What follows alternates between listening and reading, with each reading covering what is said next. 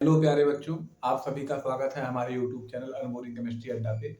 तो जैसा कि आपका एग्जाम होने वाला है 19 तारीख को, केमिस्ट्री का जो एग्जाम है उसमें आप बिल्कुल परेशान मत होइए। जितना हमने पढ़ाया है उसको अच्छे से पढ़िए। जो कुछ चीजें बच गई हैं उसको हम आज पढ़ा रहे हैं। आप ध्यान दीजिए, कुछ इंपॉर्टेंट टॉपिक हमारे लोग बात करेंगे ईंधन और स्नेहक के, फ्यूल और लुब्रिकेंट्स के। देखो, जो नोट्स हमने बनवाया है उसको बार बार रिवाइज करते रहिए, पढ़ते रहिए और प्रीवियस ईयर क्वेश्चंस देखते रहिए। और इस चैनल पे भी देखते रहिएगा कि 2-4 वीडियो आएंगे जो आपके एग्जाम्स के लिए काफी इंपॉर्टेंट होंगे। तो चलिए बिना समय गंवाए हम लोग बात करते हैं ईंधन और स्नेहक की।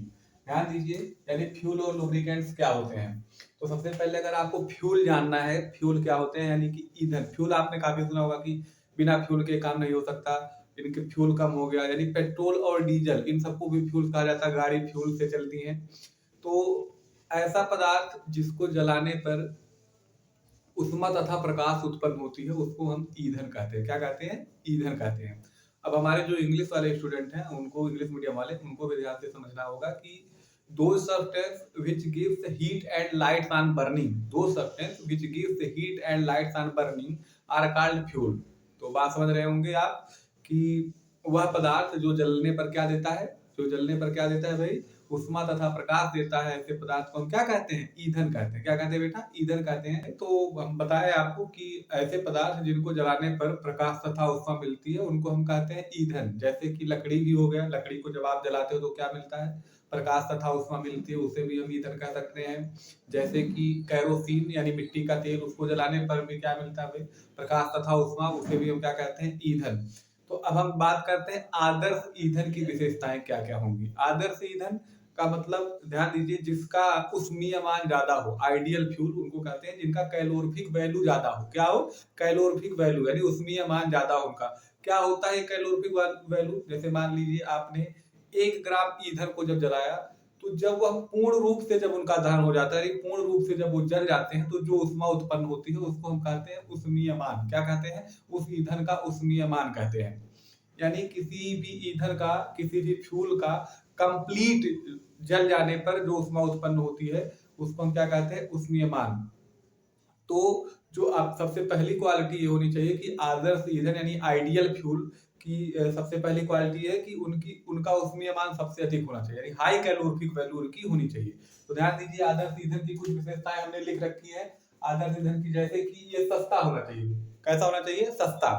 सस्ता होना चाहिए और आसानी से उपलब्ध होना चाहिए, यानी कम पैसे पे मिल जाए और आसानी से उपलब्ध होना चाहिए। तीसरा क्या है कि उष्मीय मान क्या होना चाहिए? उच्च होना चाहिए। उष्मीय मान का मतलब कैलोरीफिक वैल्यू। ध्यान देना इंग्लिश वाले स्टूडेंट कि चीप प्राइस में मिलना चाहिए। किसमें मिलना चाहिए? चीप प्राइस में।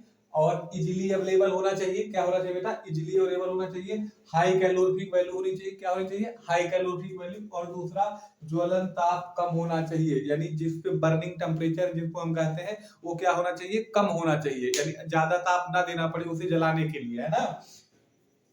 भंडारण आसान हो, यानी उसको स्टोरेज आसानी से किया जा सके, उसका स्टोरेज क्या हो? इजीली हो।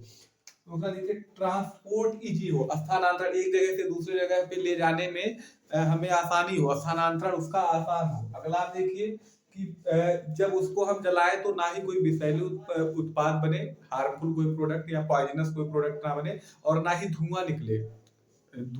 तो ऐसे को हम कहते हैं आदर्श ईंधन। तो आप याद रखना बेटा, लिखे हुए सस्ता हो, आसानी से उपलब्ध हो, उष्मीय मान अधिक हो, ज्वलन ताप कम हो, भंडारण आसान हो, स्थानांतरण आसान हो और विषैले उत्पाद तथा धुएं ना बन रहे हो, ऐसे ईंधन को हम क्या कहते हैं? आदर्श ईंधन।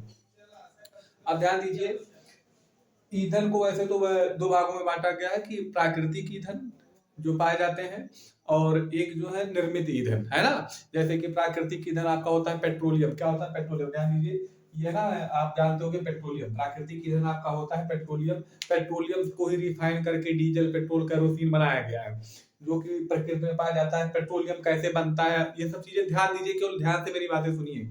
होता क्या है कि जब मान लीजिए वनस्पति जो होती है जंगलों में, वो दब जाती हैं, दबने के कई सालों बाद वो किस में कन्वर्ट हो जाती है, पेट्रोलियम में। किस में कन्वर्ट हो जाती है बेटा, पेट्रोलियम में।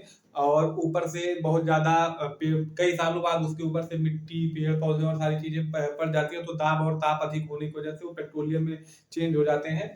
और पेट्रोलियम को रिफाइन करके किस में कन्वर्ट कर लिया जाता है, कैरोसिन, डीजल और पेट्रोल में।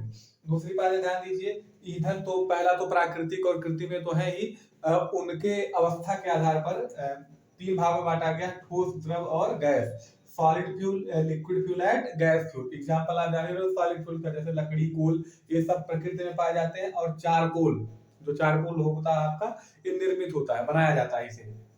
द्रव ईंधन जैसे कि पेट्रोलियम, पेट्रोलियम जो है कहाँ पाया जाता है, प्रकृति में पाया जाता है। कैरोसिन, डीजल, पेट्रोल इससे बनाए जाते हैं।